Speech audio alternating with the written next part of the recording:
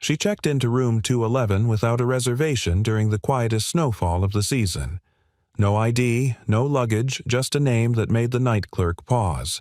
He didn't know then that letting her in would change everything, not just for him, but for the little girl asleep behind the lobby wall. Before we begin, if you believe in stories that heal, inspire, and stay with you long after the last word, don't forget to subscribe to our channel. Your support helps us bring more heartwarming stories to life every week. Now let's begin. Single dad took the night shift. Then a mysterious guest arrived and asked for room 211, with him. The rain came down in sheets that blurred the edges of the world. From behind the front desk of the Crestwood Inn, David Harper watched as headlights flickered through the downpour, then disappeared behind the soaked curtain of night. He adjusted the thermostat out of habit, even though he knew the lobby was already warm. Behind the desk, the soft glow of a desk lamp cast a cone of light over a photo frame. Lily, 7, beaming in her Halloween fairy costume. A tooth missing. Joy unmistakable. He smiled, but the expression didn't linger. Not on nights like this. David took the late shift most evenings, partly for the quiet, partly because it allowed him to keep Lily in the small staff lounge behind the desk where she did her homework and fell asleep watching cartoons on mute. He checked the time, 10:42 p.m. Late, but not unusually so. Then the front door opened. The bell above chimed delicate and sharp. A woman stepped in from the storm, wearing a long beige coat, now soaked through at the shoulders, her hood partially up, shadows obscuring half her face. She carried no luggage. David stood the hotelier in him, switching on automatically. "Evening," he said, soft but clear. "Rough weather tonight. Can I help you?" The woman lowered her hood. Her face was pale, the kind of pale that didn't come from the rain but from something deeper, absence. Weariness, something lived in and unshaken. Her eyes, a washed gray blue, were steady but unreadable. She walked up to the counter with the quiet deliberateness of someone who had rehearsed this moment many times. "Yes," she said, her voice calm but distant. "I'd like room 211. Please." David blinked. He kept a mental map of the inn's 16 rooms, most of them basic and forgettable. Room 211 was technically still on the roster but had been unused for years after a burst pipe led to an expensive repair job no one had ever followed through on. Maintenance eventually got the bathroom functional, but for reasons he couldn't explain they just never reopened it to guests. "I'm sorry," he said slowly. "Room 211 isn't usually rented out. It's not listed." Her gaze didn't waver. "I understand, but I'd still like it. Just for one night, if it's not too much trouble." David hesitated. The computer showed a near-empty registry. No real reason to say no. He studied her again. No makeup, no perfume. Slight tremor in her hand as she tucked a strand of wet hair behind her ear. Not dangerous, not unstable, just off-center. Like someone who hadn't felt safe in a long time. He exhaled. "All right, just a moment." She nodded, and only then did her eyes drift to the photo frame on the desk. Her breath caught so subtly he almost missed it. "Is that your daughter?" she asked, voice softer than before. David looked over his shoulder at the picture. "Yeah, that's Lily." A long pause. "She's beautiful." He smiled faintly, fingers tapping the keyboard as he reactivated room 211's profile. "She is," he agreed. When he handed her the key, her fingers brushed his. Ice cold. "Thank you," she said. "Let me know if you need anything," David replied. "There's extra blankets in the room. Heat kicks in slow, but it'll get there." She nodded and turned her shoes, squeaking slightly on the tile floor. As she passed through the hallway and vanished around the bend, something in David's chest stirred uneasily. Not fear, not even suspicion. Something older. A pull. Like a puzzle piece nudging into place somewhere deep in his subconscious. Then, from behind the half-closed door of the staff lounge, Lily stirred. Her voice was sleepy, small. Dad David stepped over and opened the door gently. Hey, you're still up. She rubbed her eyes. Was someone here? Just a guest checking in? What's her name? David paused. Didn't ask. Lily tilted her head. That's weird. You always ask. He knelt beside her and pulled the blanket up over her shoulders. Guess I forgot. She leaned against him, her forehead pressed into his shoulder. Okay. Night Daddy. He kissed her hair. Night Bug. Back at the front desk, David reopened the registration record, curious now. He scrolled through the line where name and ID usually went. Blank. He checked the surveillance feed's standard angle hallway shot. The woman was standing outside room 201, hand on the doorknob. But she wasn't going in. She was staring at the number plate. Her lips moved, barely visible. David leaned closer to the screen. Then she turned. Looked straight into the lens of the camera like she knew exactly where it was. And smiled. Not threatening. Not mocking. Just haunting. He sat back slowly, heart-tapping once then again. Room 211. She hadn't asked for any amenities. No questions, no bags, just that room. And for one strange, disquieting second, David had the inexplicable sensation that she knew far more about this place about him than he knew about her. The storm raged louder against the windows, but the lobby had gone still. Behind the desk, the cursor blinked next to the blank name field. David typed in 2 words before locking the system. Unknown guest. And deep inside, the hallway room 211 finally clicked shut. The morning light bled gently through the blinds of room 211, casting long golden slats across the worn carpet and muted walls. The silence inside was heavy, not oppressive, but contemplative, like the hush of a cathedral after the last hymn fades. Ella Morgan sat on the edge of the bed, still in her coat eyes, fixed on nothing in particular. She hadn't slept. In her lap, her fingers twisted a small silver ring, dull with age. She turned it over and over. The inside was engraved, barely legible now, Hope. Always. She whispered the name aloud as if it needed air to stay alive. Hope?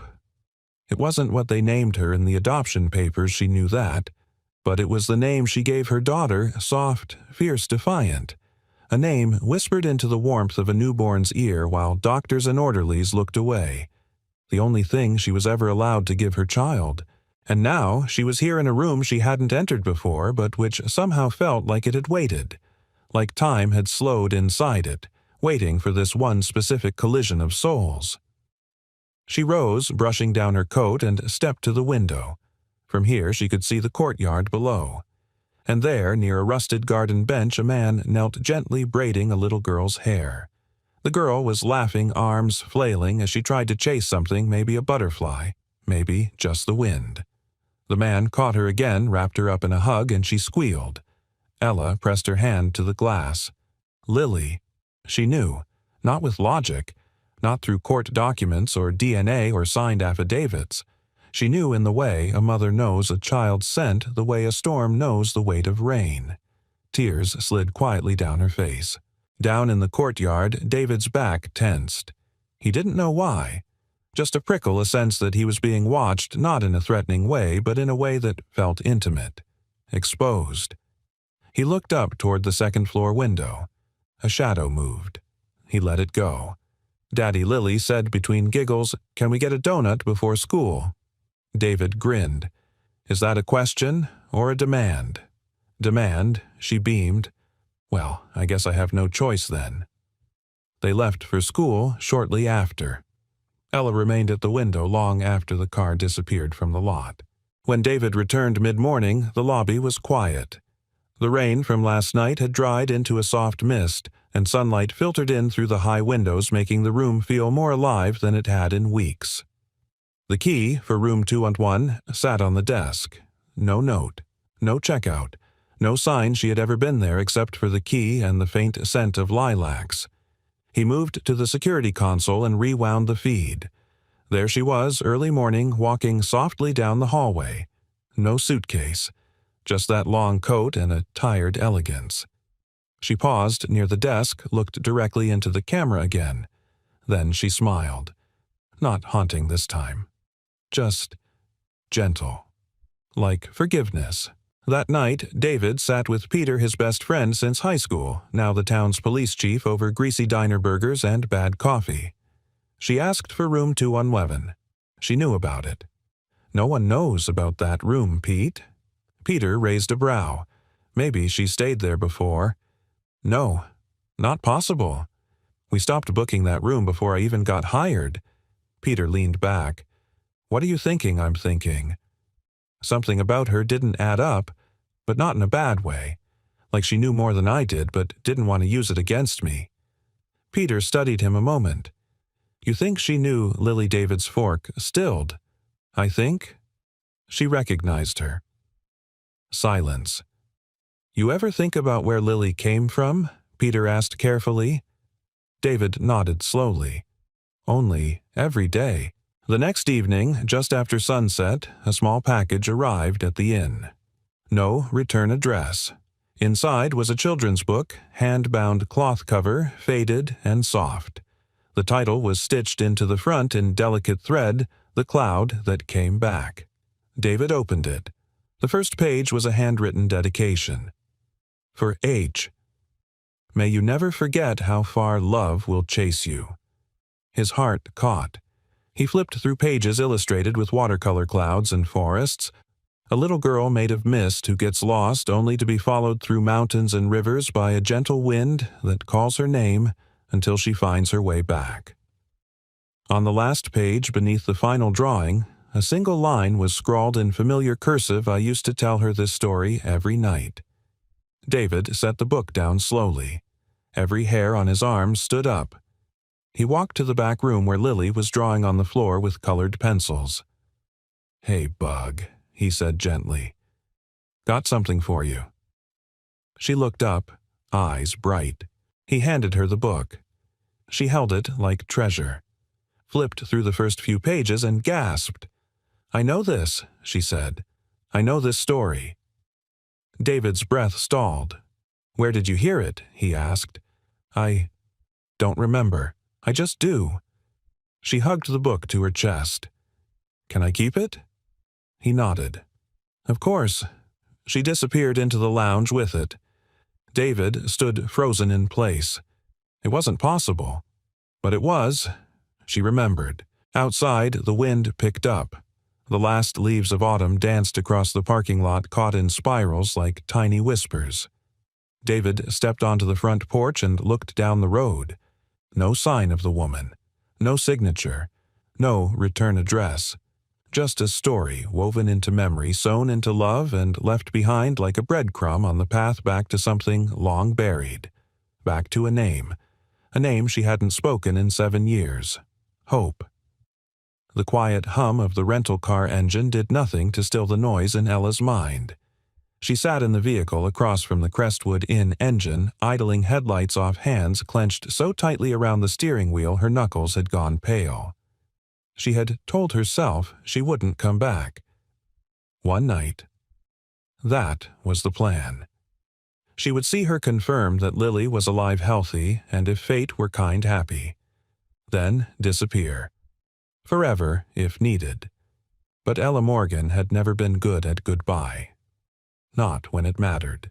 She stared across the parking lot toward the front desk window. Light spilled from it like a warm invitation. Inside, she imagined David was reading or tidying up, keeping his hands busy to distract a mind that likely never truly rested. She didn't hate him. That surprised her. In her fantasies, delirious dreams on long European nights where loneliness pressed like fog, she had imagined the man who raised her daughter with 100 faces. Some cruel, some negligent, some forgettable. But never this. Never kind eyes, never steady hands, never someone who made Hope Lily laugh with her whole chest. Ella exhaled and looked down at the folder in her passenger seat. The file was thin-aged, frayed at the corners like a wound never allowed to fully close. It bore the seal of Durham County's Child Protective Services and a paperclip holding an old hospital bracelet, Baby Morgan, 07-14. Her hands trembled. She flipped the file open again for the 1,000th time. 7 years earlier. The hospital room had smelled of antiseptic and lavender lotion. Ella had insisted on bringing her own. One act of rebellion against the clinical sterility of her forced stay. She was 28, smart, finishing her master's in early childhood development. But none of that mattered when the test turned positive and the father vanished into silence. Her parents, devout in image, pristine in social standing, called in favors. Her mother used words like temporary guardianship and mental health hold. Her father wrote checks that made records disappear. Ella, weakened after a long labor, was declared emotionally unfit to parent her daughter before she had even held her properly. The baby was whisked away to a safer place. Ella had screamed that day. Screamed until her throat bled and nurses threatened sedation. But no one listened. No one stayed. They named the baby Hope only on her private, handwritten notes. The legal records never reflected it. To the world, her daughter became a case number, and just like that, she was gone. Ella stared at the photo tucked in the file. Grainy, black and white. A scan of the only official image she had managed to find from the adoption archives. A 6-month-old baby in a county crib, cheeks full, fingers curled, eyes wide with unknowing. For years after that, Ella spiraled. Not just grief, but gaslighting grief. The kind where the people closest to you insist nothing wrong ever happened, that your pain is imagined, that you should be grateful for being spared the burden of motherhood. She checked into a clinic in Geneva at 29, stayed for nearly 4 years. Not because she was insane, but because she couldn't live in a world that called her grief delusion. But healing doesn't ask permission.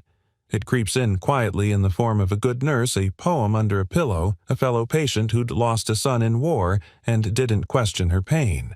And one day, Ella woke up and said, "I want to go home."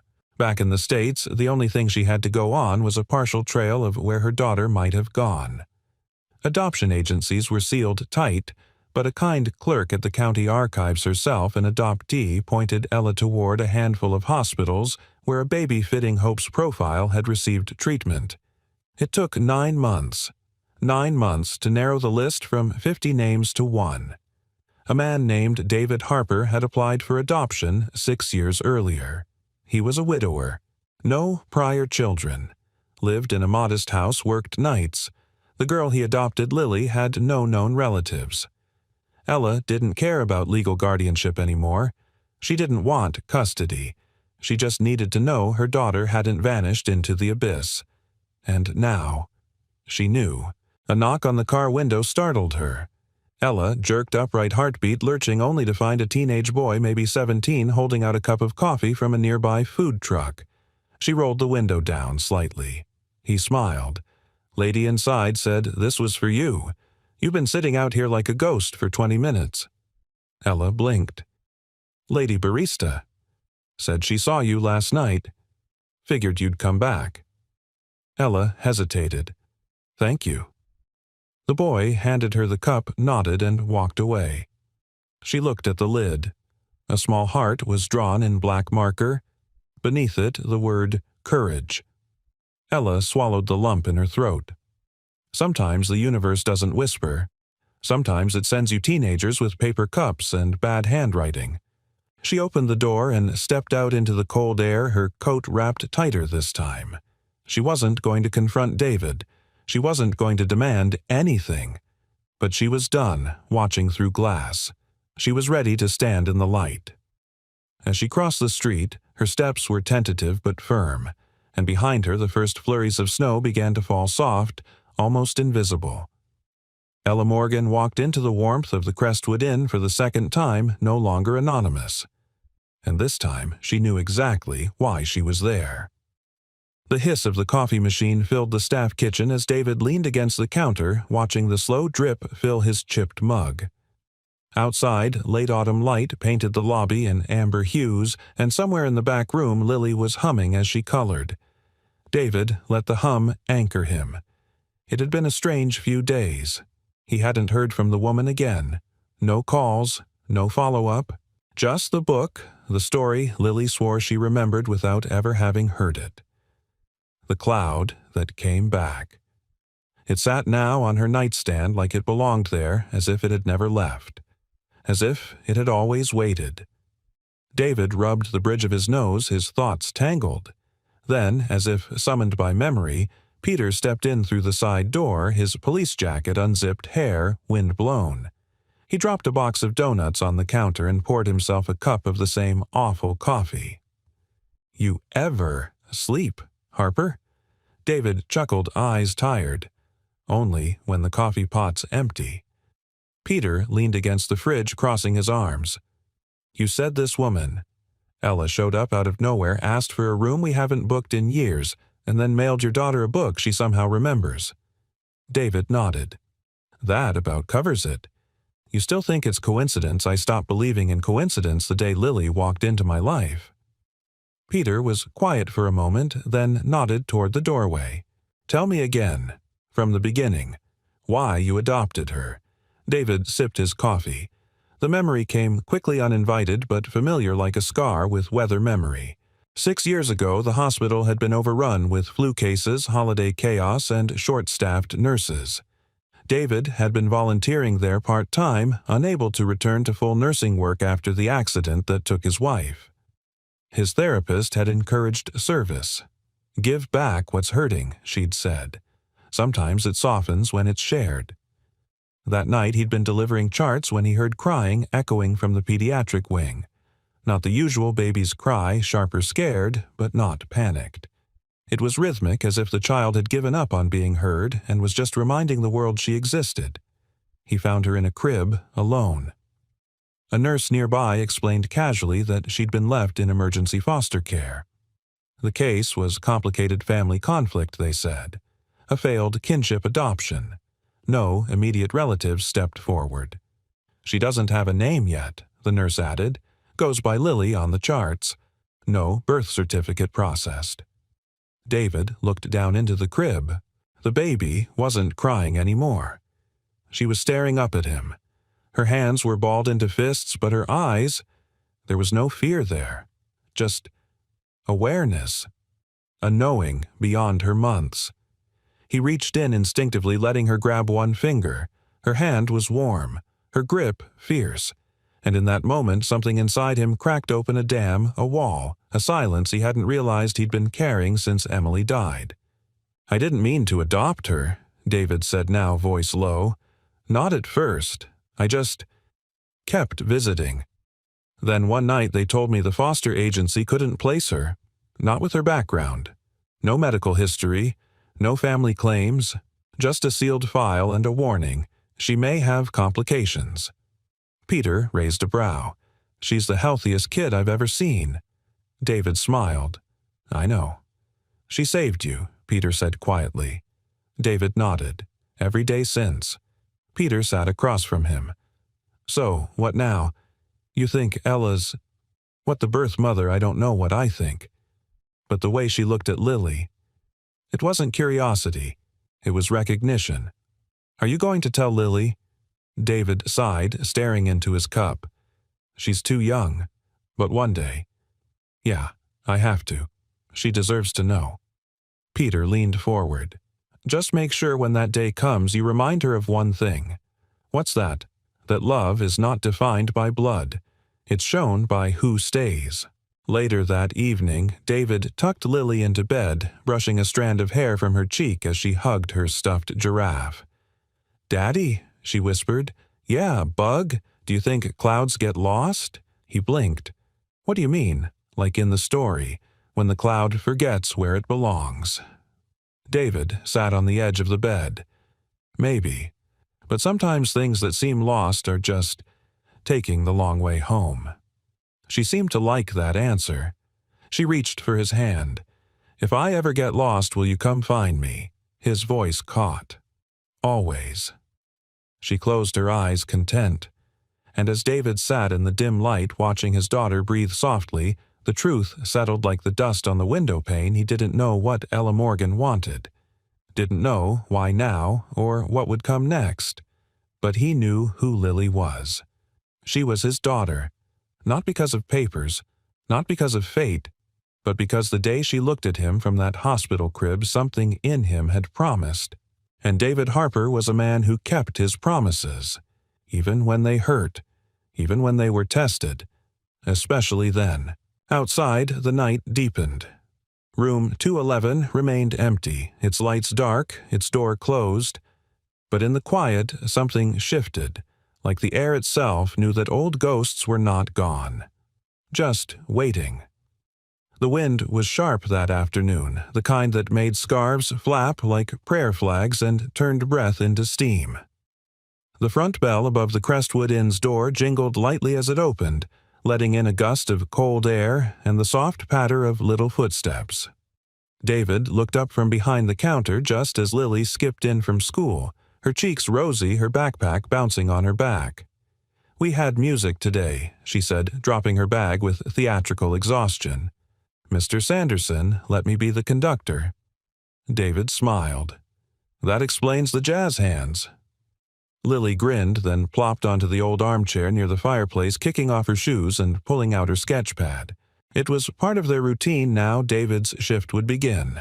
Lily would settle into the lobby's comfort zone like it was her own personal reading nook, and they'd both carry on orbiting each other in a rhythm that felt like family.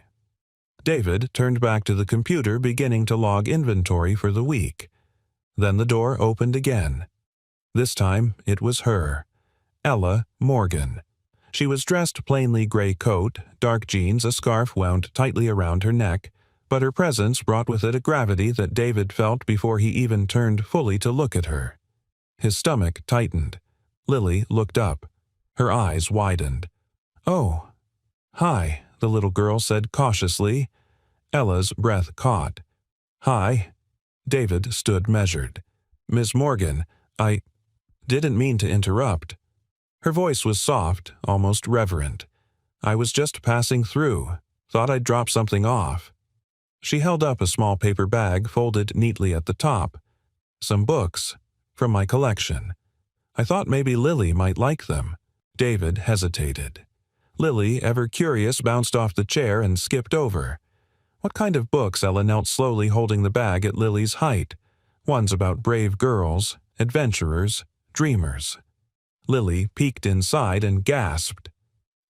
"Amelia Earhart. There's a real book about her." David stepped closer, protective but cautious. "Lily, why don't you go read at the desk for a bit, okay?" Lily clutched the books like treasure. "Thanks, Miss Ella," she said softly. Lily nodded. "Thanks, Miss Ella." David waited until Lily returned to the armchair, then turned to Ella with quiet intensity. "You need to tell me what this is," he said, voice low. "Why you're here. Why now?" Ella looked down at her gloved hands, then back at him. Her eyes shimmered. "I won't stay, I promise. But I had to see her. I didn't know how else. I didn't come to hurt either of you." David's jaw clenched. "Then what did you come for?" Ella exhaled shakily. "To be sure she's okay. To see it with my own eyes." David searched her face. There was no accusation there, no entitlement, just a longing so raw, so utterly human that it pulled something taut inside him. "I think you should go," he said quietly. She nodded, but before she turned, Lily called out from her seat. "Miss Ella." Ella froze. "Can I read you something?" David's heart skipped. Ella looked at him uncertain, as if asking for permission. He didn't answer, only stood in silence as she approached the chair. Lily opened the cloud that came back the copy Ella had sent. She began to read aloud, her voice rising and falling like music. The little cloud wandered too far. She thought she'd be brave, but the sky was too big and she forgot how to find home. Ella's eyes filled with tears, but the wind chased her, whispering her name. Not scolding, just calling her back. Because even clouds get lost, and even wind forgives. Lily paused, looking up. "I like this part." Ella pressed a hand to her mouth. David finally moved, walking toward them, heart pounding with an ache he couldn't explain. "Where did you learn to read like that bug?" he asked gently. Lily shrugged. I don't know. It just feels like I already knew it. Ella rose slowly. I should go. David looked at her for a long moment, then said something he hadn't planned to say. You want to sit for a minute? She blinked. I don't want to confuse her. She's not confused, he said quietly. She's just kind. Ella looked at the girl who was now deeply engrossed in a picture of a girl flying an old plane. Then she sat on the edge of the opposite couch, still distant, but present. David remained standing the triangle between them, delicate as crystal. For 10 full minutes, no one spoke. The fire crackled softly. Outside, snow began to drift lightly in the dusk. Lily yawned, curled up on the cushion's book, still open on her chest. She looks like her Ella, whispered. David turned to her brows, furrowed. My grandmother. The eyes. She smiled faintly. She used to say we had sky-colored eyes. I never thought I'd see them again. There was no anger in her voice, no claim, only wonder. David sat down finally across from her. He studied her. Not just the grief in her eyes, but the strength, the stillness. You wrote that story, didn't you? Ella nodded. I used to whisper it to her in the hospital, before they took her. David rubbed his palms together, voice low. She's happy, Ella. She's loved. She's safe. I know, Ella said, wiping her cheek. I see that. Why now? Ella met his gaze. Because I couldn't live another day wondering if I'd done the right thing by walking away. I needed to know she landed somewhere soft. David looked back at the girl asleep beside the fire. She did, he said. They sat in silence again, not as strangers, but not yet as anything else. Just two people bound by the same small life, one they both had found and lost and found again. Outside, the dusk settled into night, and the wind curled softly against the window panes, whispering of things not broken but mended. Quietly. Together. It happened on a Tuesday. The kind of cold, brittle morning where frost etched patterns on windshields and breath came out in small clouds. Inside the Crestwood Inn, the heat was humming, and Lily had bundled herself up in her favorite sweater, the one with little foxes on it, and sat at the front desk with David coloring while he checked the reservation logs. They were supposed to stop for cocoa after school. That was the plan. David remembered that later, how normal it had all felt before the world tipped on its axis. At first it was subtle. Lily shifted in her seat, rubbed at her chest, and cleared her throat. Then she coughed once, twice. David looked over, brow creasing. You okay, Bug? She nodded, but her face was pale. He stood up, walked over, crouched beside her. Her breathing was shallow. No wheezing yet, but close. Where's your inhaler? In my bag. He grabbed the small pink backpack, rummaging until his fingers found the plastic case. He pulled it out, clicked the cap, guided her through 2 puffs. But something was wrong. Her chest still rose too fast. Her lips had begun to pale. His calm cracked. David scooped her into his arms and carried her into the staff lounge, laying her gently on the couch. Stay with me, Lily. Just breathe. You're okay. You're okay. He reached for the backup medicine, a stronger dose kept in the emergency drawer. It was gone. Panic surged like electricity. He tore through the cabinet again. No vial, no nebulizer. He always kept a second one, but last week's snowstorm had delayed the refill delivery, and he'd meant to pick one up yesterday. But work had run long. And now Lily's fingers gripped his sleeve. She was scared. And so was he. Then the front door flew open. Ella stood there, her coat half unbuttoned, snow clinging to her boots. She'd just arrived for a quiet visit, another drop-off of books and soft gestures. But the moment she saw David's face through the glass, the panic in his eyes, she ran. Now she was standing in the hallway, seeing Lily collapsed on the couch, breath ragged and sharp.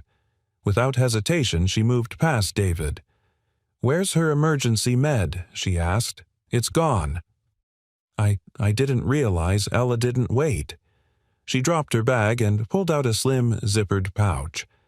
Inside it a small vial and a nebulizer mouthpiece clean and sealed.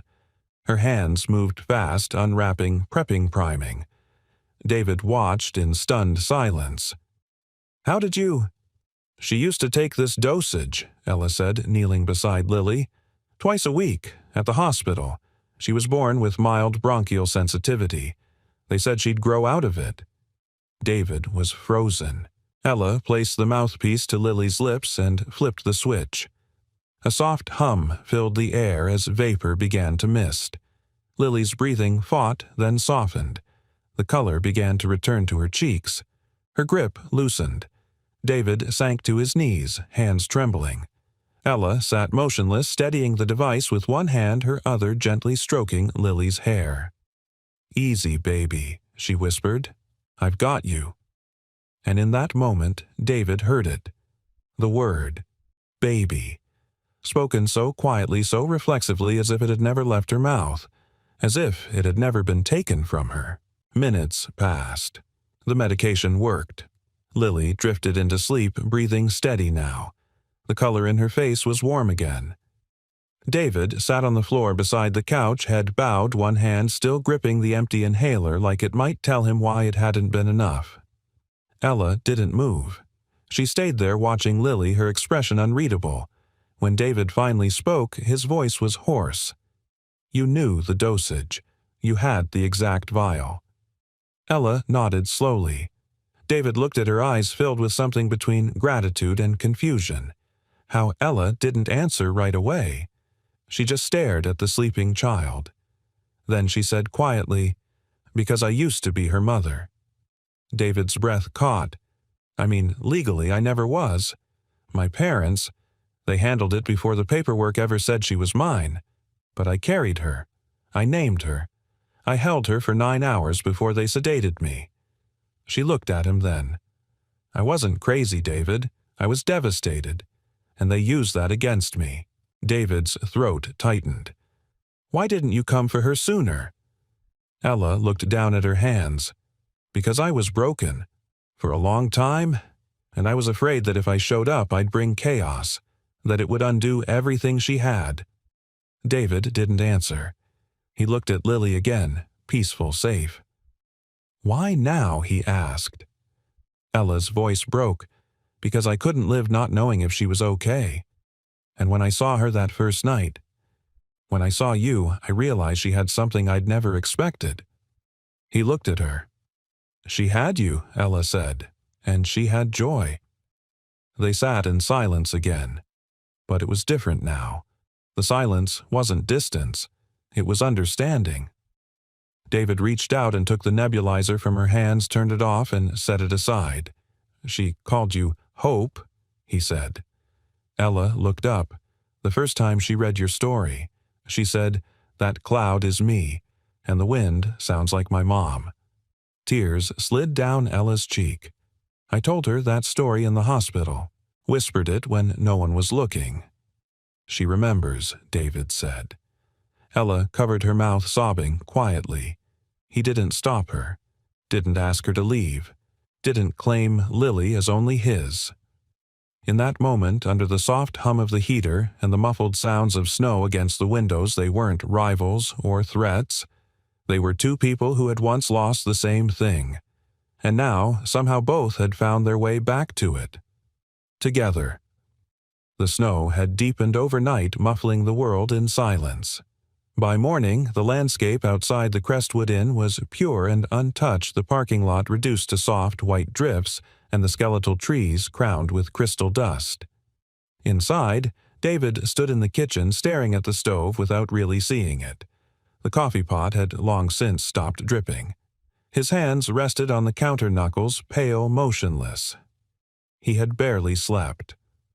Lily was upstairs, still recovering, still curled in the warmth of her blankets. Her breathing was normal again, her cheeks no longer pale. The emergency had passed. But inside, David, something hadn't settled. Ella's words echoed relentlessly. "I used to be her mother." It wasn't the revelation that haunted him.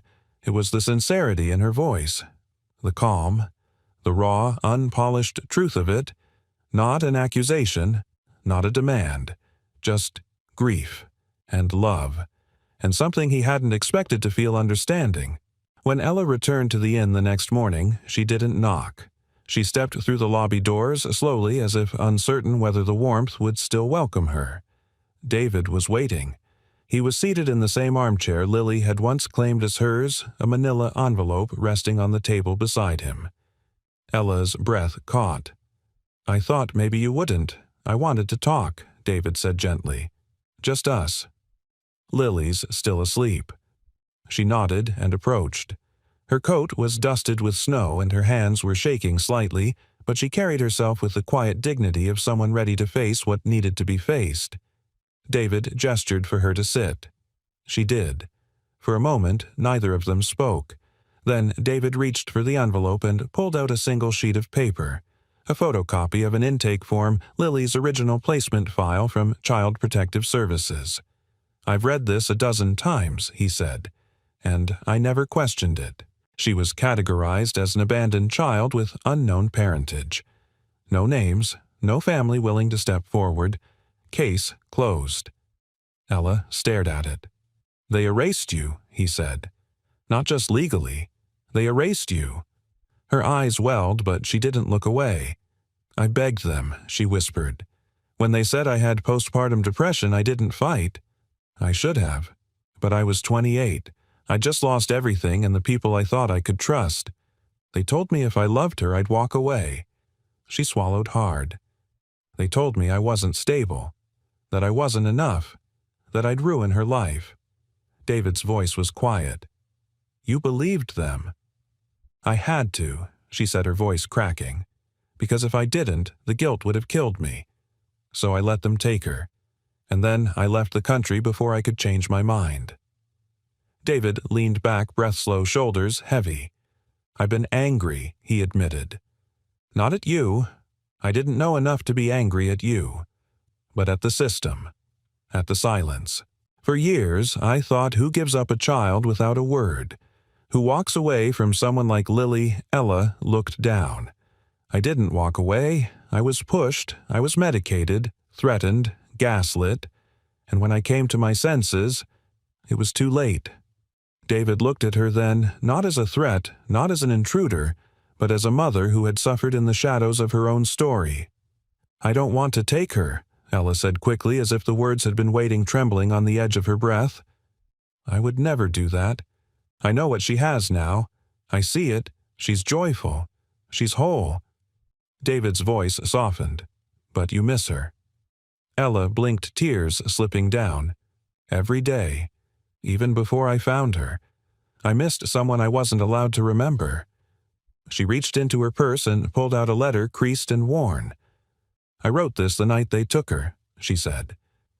"I meant to give it to her one day, but I never got the chance." David unfolded it slowly. The ink had smudged slightly as if touched by tears long dried. "My hope. If someone is reading this to you one day, it means you've grown into someone wonderful. I won't take credit for that, but I hope you'll know I never stopped loving you, not for 1 second. I named you Hope because that's what you were to me, the part of my life that told me light was still possible, that love could still survive the storm. I wasn't strong enough to keep you, but I pray I was strong enough to let you go with love." David read the final line aloud, barely above a whisper. "Wherever you are, I hope you feel me in the wind that calls you home." The silence that followed was sacred. No questions, no explanations, just truth.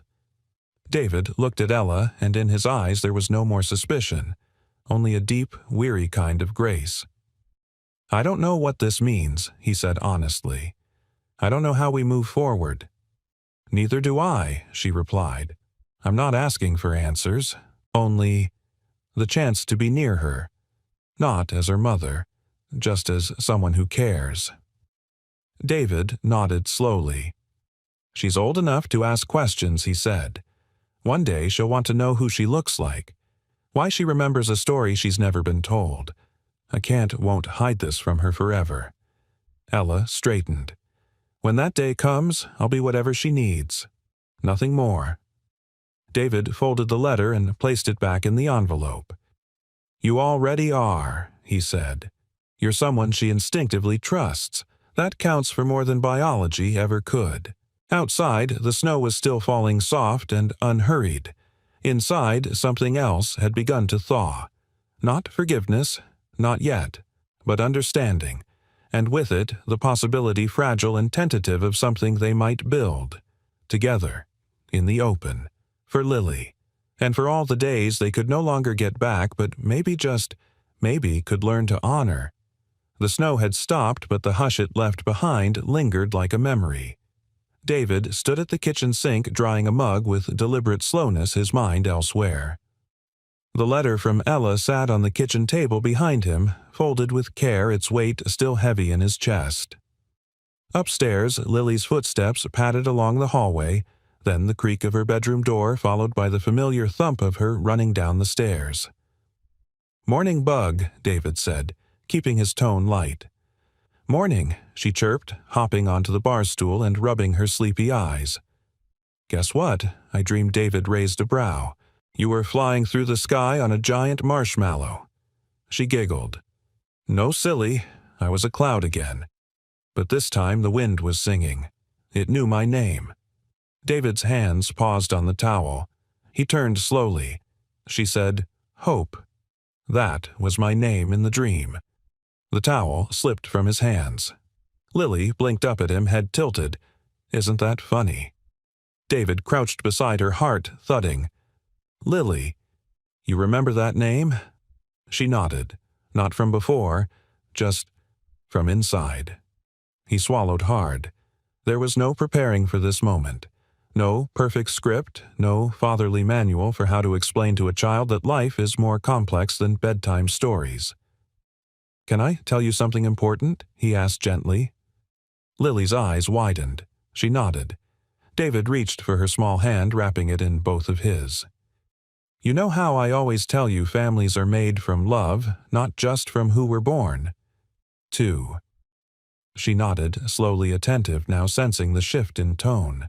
"Well," he continued, "there's someone who loved you before I ever met you. Someone who carried you in her heart, even when she couldn't carry you in her arms." Lily's lips parted. "Her name is Ella," he said softly. "And she's the one who gave you the name Hope." Lily's brows knitted. Miss Ella. David nodded. Lily looked down, processing. "So, she's my first mom." David hesitated. "She's the mother who gave you life, yes. But I'm still your dad, Bug. Nothing will ever change that." She looked up, eyes searching his. "Did she give me away?" "No," he said firmly. "That's what I used to think. But it's not the truth. She was taken from you. She was hurting. And people made decisions that weren't fair to her or to you." Lily was quiet for a long time. David let her sit with it. Then she asked, "Does she still love me?" He couldn't keep the emotion from his voice. "So much." She never stopped. Lily nodded. Just once. Then she slid down from the stool and walked over to the living room window. Outside, frost clung to the glass, but sunlight was starting to break through. David joined her in silence. After a minute, she said, "Can I see her?" His chest ached. "You can, if you want to." Lily turned, her voice suddenly small. "But I don't have to go live with her, right?" David knelt again, looked her straight in the eyes. "No. You're my daughter. Always. This isn't about changing that. It's just about letting love be bigger than we thought." She nodded, then wrapped her arms around his neck and held on tightly. "I love you, Daddy." His throat closed. "I love you more than anything." That afternoon, Ella was sitting on the park bench near the frozen fountain in town, her breath curling into the cold air, a book unopened in her lap. She hadn't expected a call. Not today, not this soon. But her phone buzzed. A text. "David, she knows." Ella's heart stopped. Her hands shook. Another message. "David, she wants to see you. Are you free now?" Ella blinked back tears and typed, "Yes." I'll be there in 10.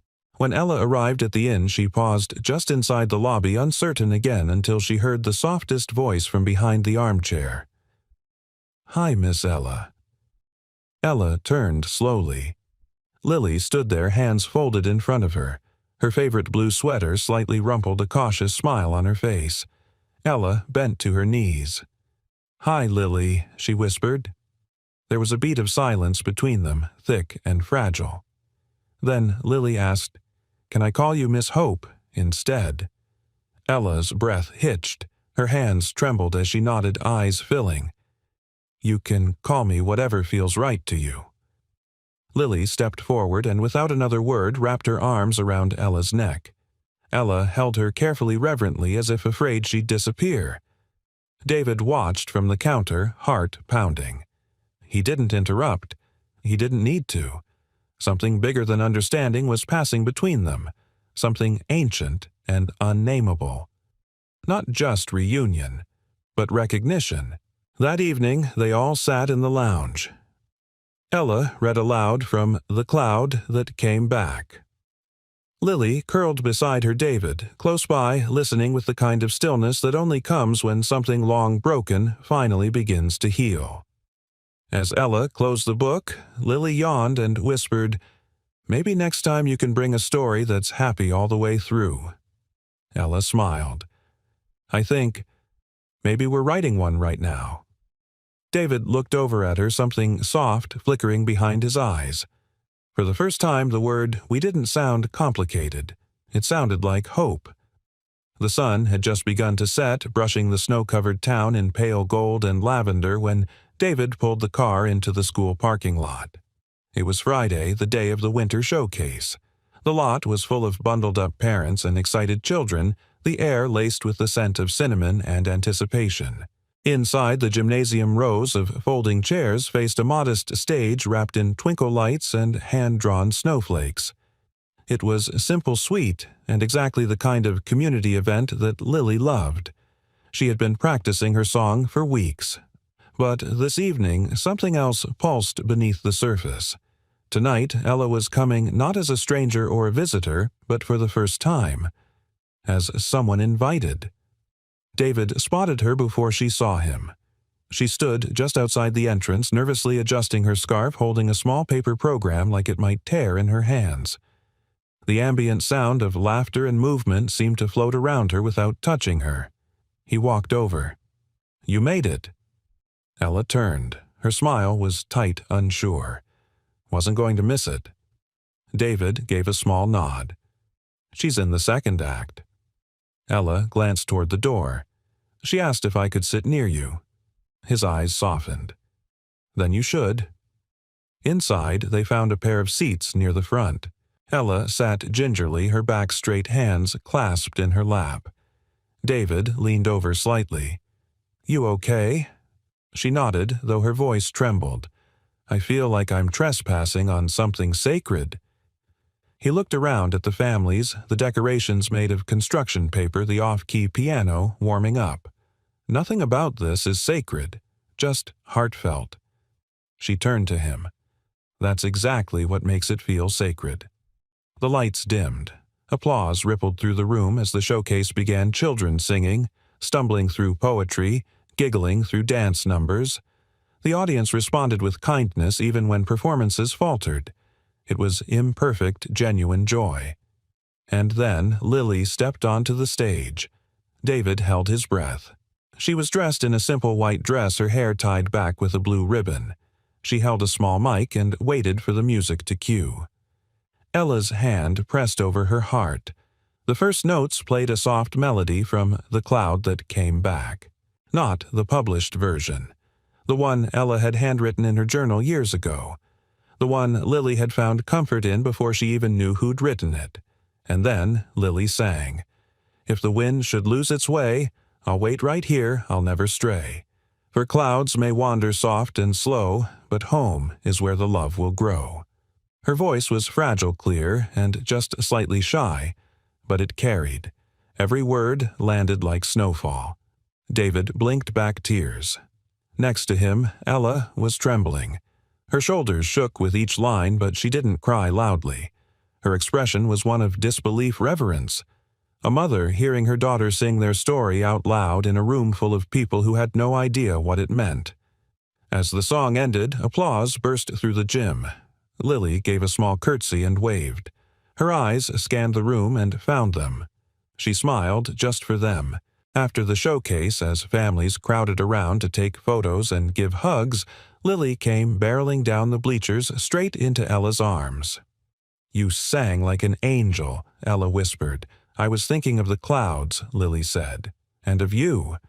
David approached a quiet strength beside them. "You've got a fan club now." Lily looked up at him. "Can we go get hot chocolate with Miss Hope?" He smiled. "You read my mind." Later that night, the three of them sat at a corner table in the town's little coffee shop, sipping warm drinks beneath hanging Edison bulbs and garlands of pine. Lily sat between them, contentedly munching a snowman cookie. When she dashed off to use the bathroom, David turned to Ella. "You okay?" Ella nodded. "That was more than I ever dreamed. I didn't think she'd want me there, let alone sing something like that. She doesn't fully understand everything yet," David said. "But what she does understand is love. She feels it. She recognizes yours." Ella's eyes shimmered. "I didn't come into this expecting anything. No titles, no roles. I just wanted to see her smile." David stirred his coffee. "You gave her that story, Ella. It became something she clung to before she even knew you. I think, somehow, part of you was with her all along." Ella looked down. "Do you ever think it's too much letting me be here in her life?" He considered the question carefully. "I think life gave her two people who love her in different ways." And I think he paused. "If we let her decide what to do with that love, she'll be okay." Ella let out a shaky breath. "I can be a quiet presence," she said. "The person who shows up for the recitals and reads stories and writes letters, even if she doesn't read them all at once." David looked at her more deeply now. "I think. Maybe you don't have to stay in the background." Her brow furrowed. He continued, "Maybe there's space for you to be more than just a visitor. Maybe we don't define what this is yet. Maybe we just let it grow." Her eyes filled again, but this time not from grief. "Are you sure I'm sure of one thing?" David said quietly. "She's happiest when we're both in the room." A pause. Then Ella smiled, one not tinged with sorrow, not guarded with guilt. A real smile.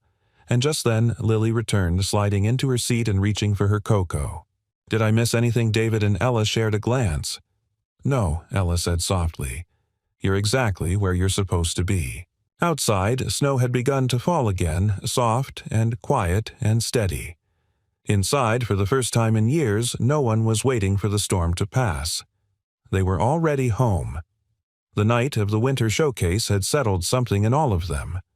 Not with words, not even with formal decisions, but with warmth. A shared breath. A collective, quiet agreement.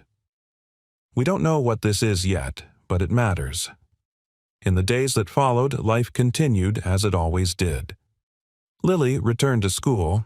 David resumed his late shifts. Ella kept her distance, but stopped hiding in it. She no longer lingered on the edges of the parking lot or waited until dusk to drop things off. She came during the day, often just to sit and talk with Lily by the front desk or to read aloud with her in the lounge, while David filed reports at the counter, pretending not to listen, even as his heart did. Still, it wasn't simple. David often found himself staring out the window, coffee growing cold in his hands, wondering what the right shape of this new life should be. He was a man who liked structure roles boundaries. But this didn't have a name. He was Lily's father. And Ella was more than anything he had words for. One evening, Lily broke the silence as they sat together in the living room stringing popcorn for the Christmas tree. "Daddy." "Yeah, Bug." "Can I tell you a secret?" He smiled, threading a fresh piece. "You know I love secrets." She leaned close and whispered, "I think Miss Hope should come live closer." David's fingers paused. "She has a cozy voice," Lily added. And when she laughs, it sounds like something I remember even though I don't know why." David looked at her for a long moment, and in that small, innocent suggestion, something inside him shifted.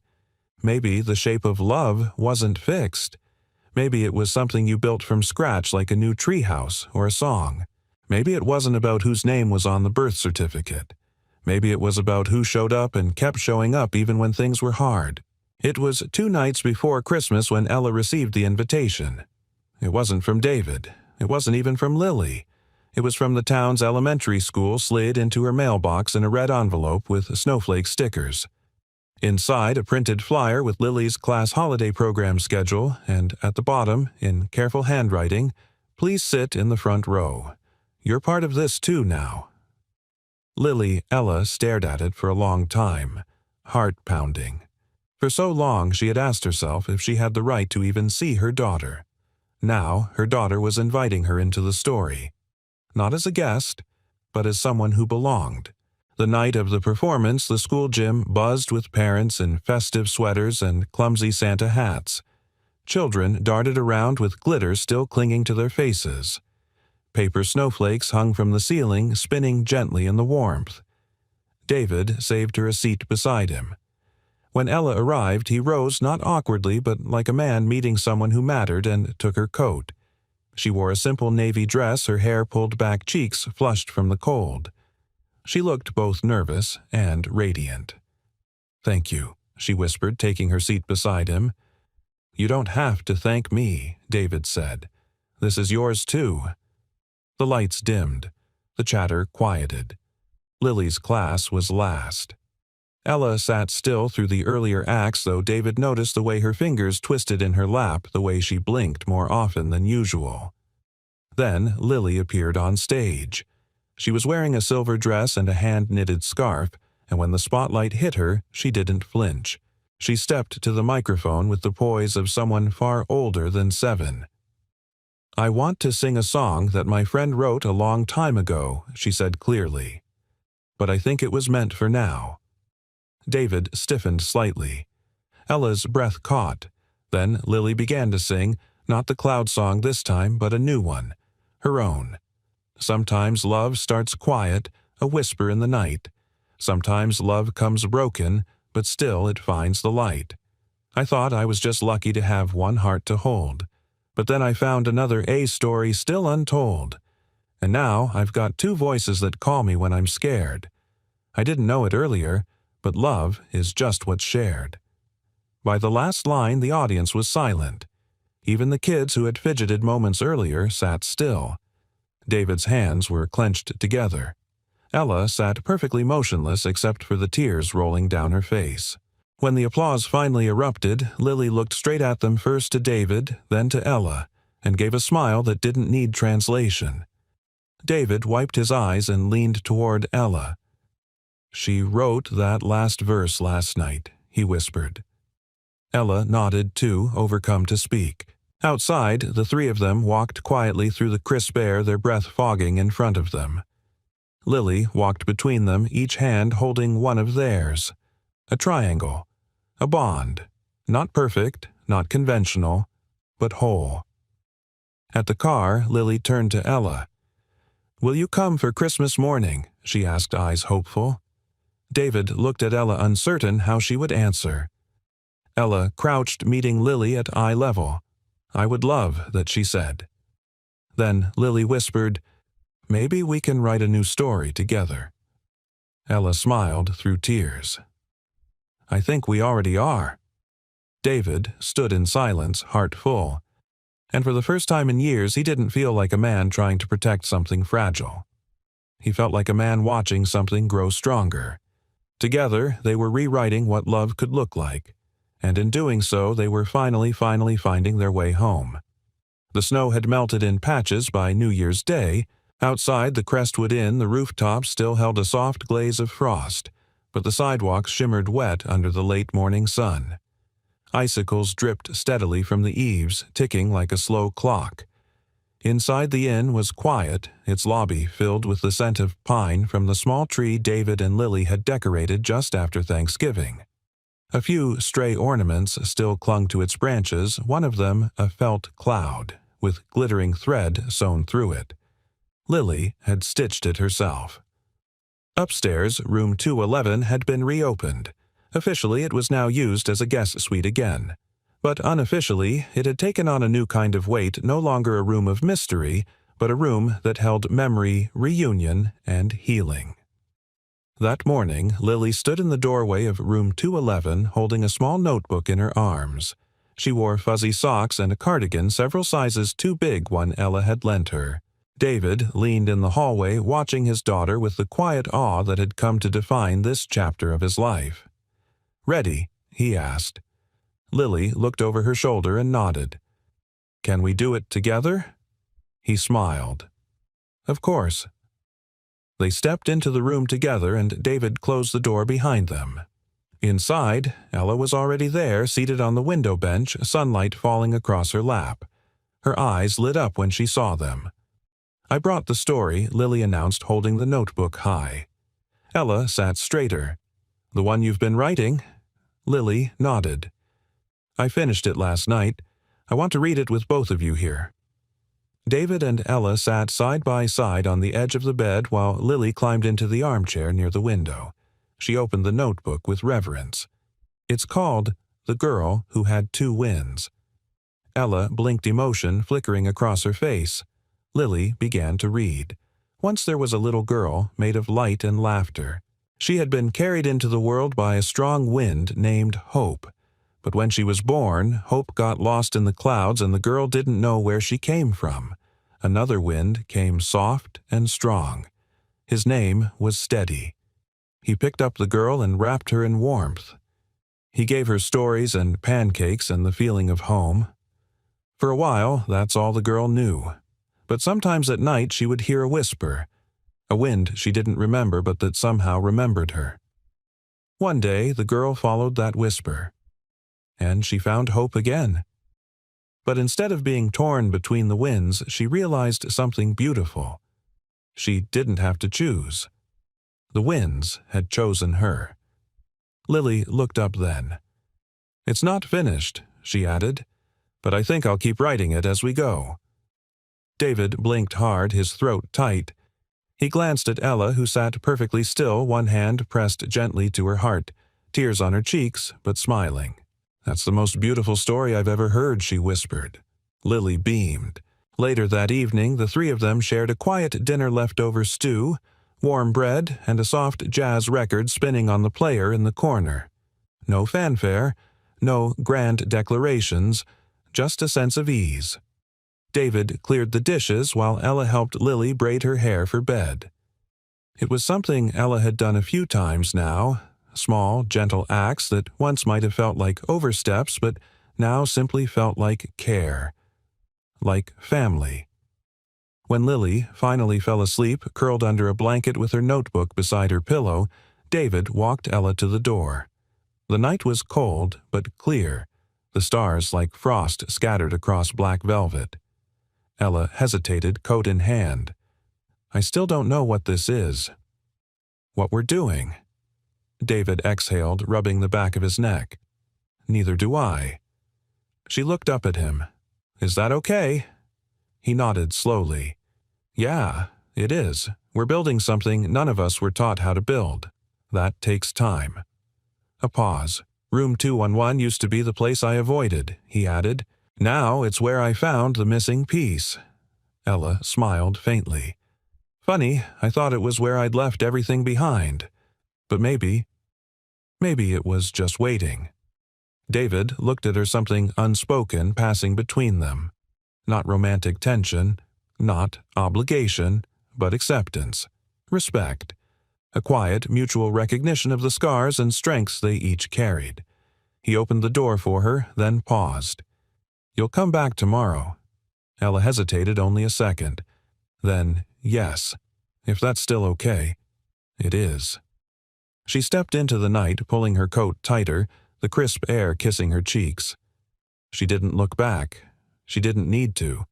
She already knew the way. And upstairs in room 211, the storybook remained on Lily's nightstand. The wind outside the window stirred lightly, playfully.